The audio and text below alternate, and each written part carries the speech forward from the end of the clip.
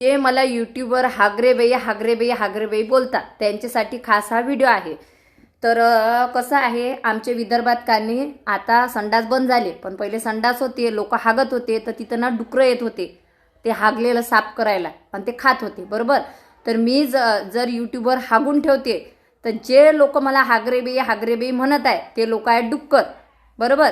मी हागून ठेवते आणि ते लोक येतात आणि सगळं साफ करून घेतात, कारण हे डुकरांना अन्न खायची सवय नसते, त्यांना स्पष्ट भाषेत हगवून खायला आवडते।